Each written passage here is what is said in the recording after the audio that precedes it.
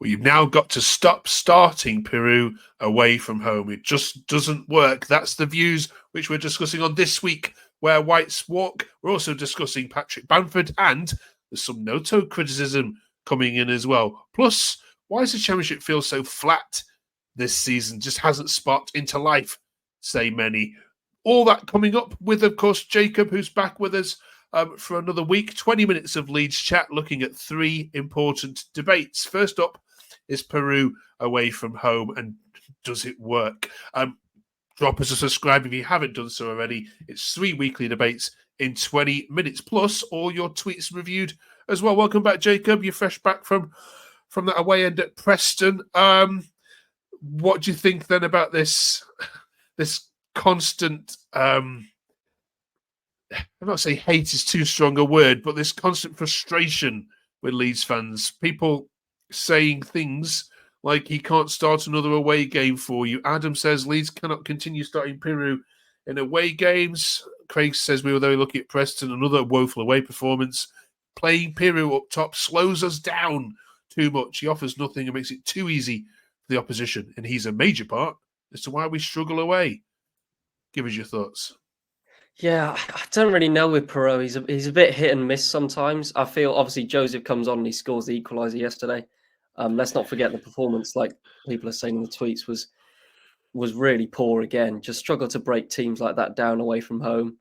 But yeah, it's a really difficult one with Pirro sometimes. Sometimes he's on it, like especially home games, or you've seen he's come on off the bench this season and scored, I think it might be 6 off the bench this season or something.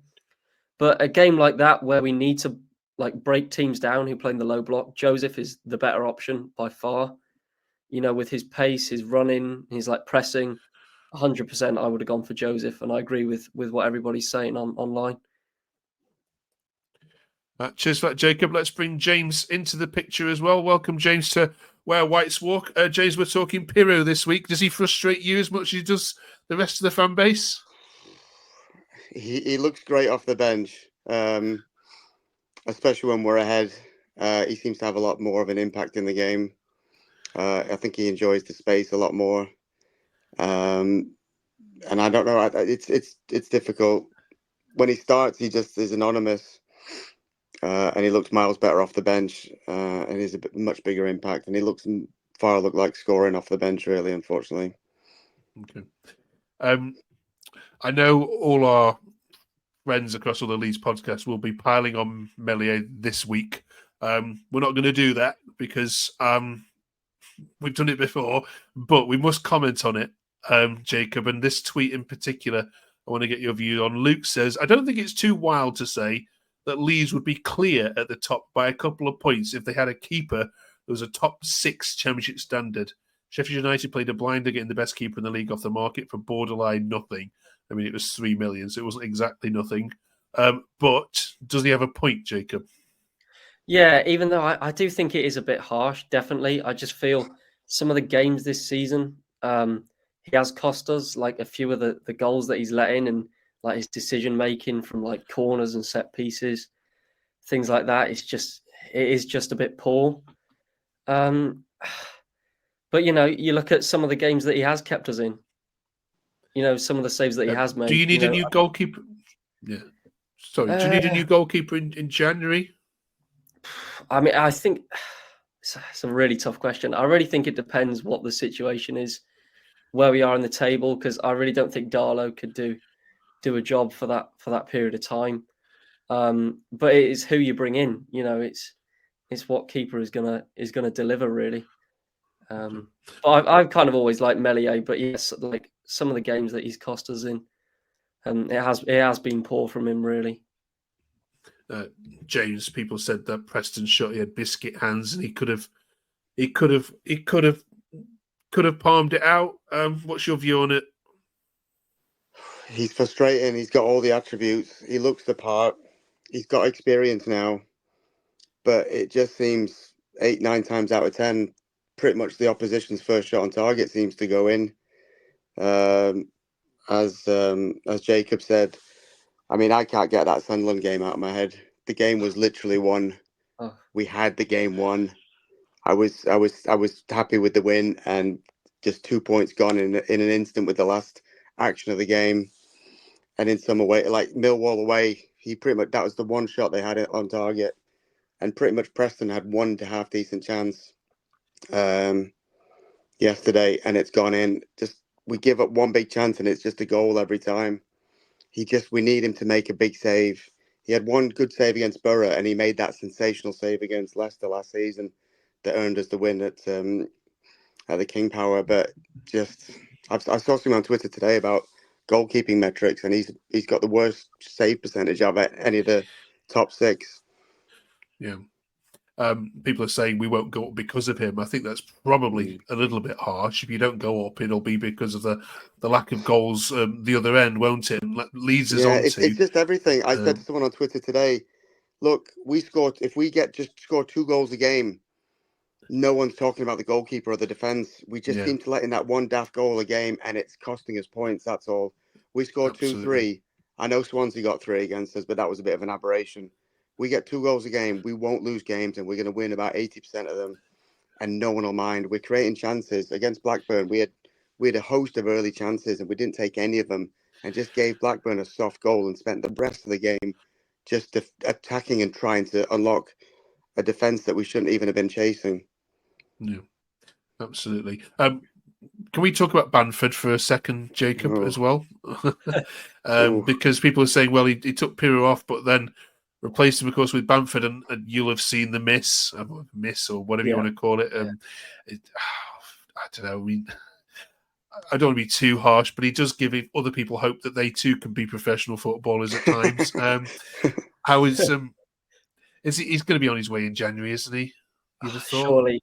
Yeah, I think he's past it now, to be honest. Like the amount of chances that he's missed in crucial games, like penalties as well, that one against Stoke last season. It is just poor, and he's just not up to the standard that Joel Piroe is. Even Mateo Joseph now, he's not up there with like the Championship top strikers anymore. And like obviously he had that great season with us in the Premier League, but he's just getting on a bit now. And I really like Bamford, but unfortunately he's not the person to, he won't score goals for us, unfortunately. So I think for him as well, I think he probably does need a move in January to maybe find his form again, because he's not going to get played. He's not going to get a start. Yeah, the James has rumours that he's on something like 65,000 a week. Yeah, the problem is the contract.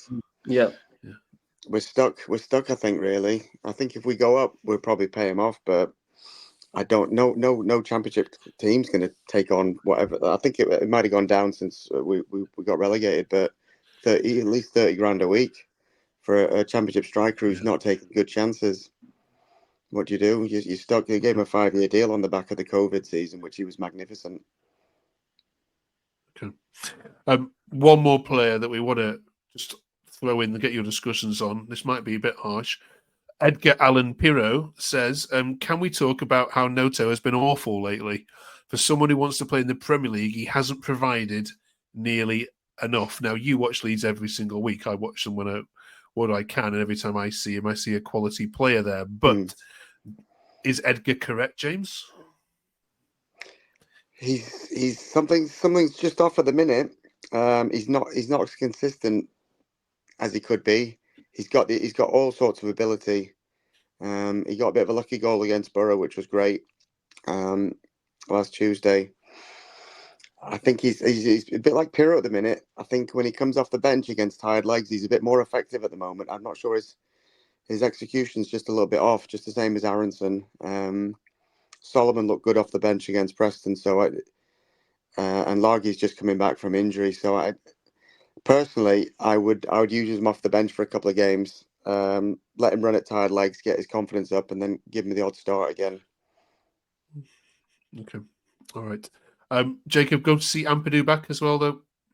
No, yeah, really good to have him back. Obviously, it's competition for Rothwell and Tanaka now, the way that they've been playing. But I feel Ampadu's got to come back in there just to shore it up, a bit more defensive stability. But then who do you drop? Like Tanaka's got to stay in there for me 100%. But then Rothwell's been good as well. But it's really good to have Ampadu back. That leadership in that squad is what we need 100%. Testament to how well they've done that you've not really missed him, have you? To be fair, James. No, it was crazy when Ampadu and Gruev got injured. I think it was in almost back-to-back games. We hadn't seen anything of Tanaka, and I hadn't seen much of Rothwell at Southampton last season. I thought we all thought the roof was caving in, really, because they were the go-to midfielders. But these two lads have done exceptionally well, really. Rothwell didn't get many starts for Southampton last year, but his work rate is fantastic, and Tanaka just looks an absolute class act most of the time. So it's credit to them both. They've done magnificently well, really. We're probably going to need Ampadu back in the side shortly. But it's just the same old story. We creating chances. If we just take our chances, it takes the pressure off of everyone else down the line. Goalkeeper, defence. We're just giving up our one big chance when Rothwell lost the ball against Preston. Strauch was playing really high up the field. The fullbacks were out of position, and the keeper makes a hash of it. And then they're just clinging on for the rest of the game. We just score chances. We've got a lot more options then. But perhaps bringing Ampadu in will add a bit of influence in the middle of the field. Okay. All right, then let's leave that game there. Jacob, one of the small criticisms of Leeds so far is you haven't really battered anyone so far this season. Portsmouth aside, although they did score in reply. But Oxford are coming this weekend. Just sacked their manager. Managerless as well. Yeah, managerless Oxford. Could be a new manager bounce, but let's hope not. No, it's just not going to happen, is it? They shouldn't on paper have a chance, but you just never know, do you? No. So who starts up front for you, Jacob, against Oxford? I think you've got to give it Mateo Joseph. He's got his goal yesterday. Just get him running. Just get him running at that defence. He will get him behind, and hopefully, if he gets his confidence is up now. If he's got his goal, he'll take his chances. Let's hope. And then Pirro, we've seen it at Ellen Road this season off the bench. He loves a goal in that last 10 minutes. So, but we've got to be putting at least 3 past Oxford, especially at Ellen Road. Their form is shocking, really. So, yeah, it really should be an emphatic win. But you never know in the Championship, so unpredictable. So, who knows? Yeah, well, it's going to go in my accumulator on Saturday, so do not let me down. That's for certain. One last point, then, a general footballing one. People have been saying about the Championship hasn't lit up yet, James. It's been a bit flat. There's too many draws. Sky are ruining it because of football. Too much football on telly. What's your view as a Leeds fan on that? Because most of the fans we've spoken to so far kind of agree with it. But I mean, are you enjoying the football this season? Is the Championship going to? I'm not enjoying our away form. No, that's giving me nightmares. Yeah, it's decent. I mean, we had Leicester got off to a fantastic start last year, and same with Ipswich. They were front running the whole way, really. So the fact that Leeds caught them and then fell at the last hurdle, it's really close. Blackburn have got a game in hand at the minute. They're flying. They're grinding out results. I mean, pretty much apart from Leeds, all the top 7 or top 6 won this weekend. So there's definitely the teams that fancy it now. From Leeds' point of view, we've got to get top 2 really, because they're dreadful in playoff finals. But it's up for grabs. I think it's whoever's going to be most consistent is going to be there or thereabouts. And there's a massive carrot come the end of the season if you can win promotion. Our Sheffield United fans were saying, look, this probably goes for you as well. Teams that we come up against just play one way against us. They put in the low block. They sit there for the point, and that's making for very dull games. It's killing atmospheres, killing their atmosphere at Bramall Lane. Now against Borough, that was different. It was a proper game, wasn't it? But generally, Jacob, are you finding that that's the pattern of how the Leeds games are going against teams right at the bottom and the mid table? Oh yeah, especially away from home, like we saw it against Blackburn. Although Blackburn were good that day, but like yesterday, Preston, we've had some other teams do it. But yeah, you're right. I feel that is the way to go now. Like Derby, when we played Derby at home, all they were doing was lumping it up the field. They didn't even have a shot on target, I'm pretty sure. So and there's definitely kind of a gulf in class if you look between some of the teams. But I am quite enjoying it, like the race for promotion this year. Obviously, it's a lot closer than it was last season. But yeah, let's just see what happens. If there's a problem with football in general, either of you, at the moment, there seems to be attendance is down. People saying it's a bit boring at times. There's just, I think it's the money dictates that. There's so much money at stake. Teams are so scared to drop out of the Premier League that they're just trying. You're under Bielsa in the Premier League, trying to play openly. You just get massacred. It makes for entertaining football, but it puts you under pressure results wise. I think Newcastle tried it under Keegan, a few decades ago, and they were just too open defensively. It's entertaining, and everyone remembers those games, but they didn't win anything. It's a really tricky balance, really. It has worked for Man City of playing the patient football has worked over the past few years. They're coming a bit unraveled at the minute, but when teams are playing well, you're just scared to get walloped. So you're sitting deep and just trying to pick them off and park the bus. I mean, it worked for Everton at Arsenal yesterday. It's a brilliant point for them, but it makes for a really dull game. You're just too scared to lose your Premier League place. Look at all the big former teams that are sitting in the lower leagues now. Sheffield Wednesday have been at it for decades. They used to be a big team. QPR were an established Premier League team in the 90s as well, and they just haven't returned. Yep, it's a really, really, really good point. Right, thank you very much, you two. Let's get a score prediction then off you from Oxford before we let you go and drop your prediction in the comments there. Jacob, kick us off. I think back at home, big crowd. Hopefully he starts Ramazani. I'm going to go Leeds 4, Oxford 0. Okay. Confident. James? Yeah. Surely the most Oxford are going to get. They might nick a goal somewhere. So, I mean, we've been getting a good 2 or 3 at home. I mean, we look good against Plymouth for about 10, 15 minutes. We absolutely just wiped the floor with them, but they put the cue on the rack in the second half. I think it'll probably be 3-0, hopefully. We definitely need to. We just need to make sure we win, really. The goal difference isn't critical at this stage. We need to pick up the points and keep the pressure on the teams around us. Yeah. Okay.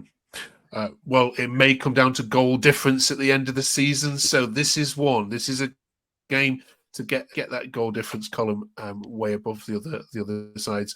Fingers crossed for you. Enjoy the game, both of you. Thank you very much for joining us. Thank you very much for watching. Look, there's tons of Leeds content there. We know that. We watch it ourselves. But if you could just drop us a subscribe, just drop us a like and a comment below, that would be massively appreciated. Thank you, you two. We'll see you next week, the other side of hopefully an absolute battering of Oxford. See you then. Fingers crossed.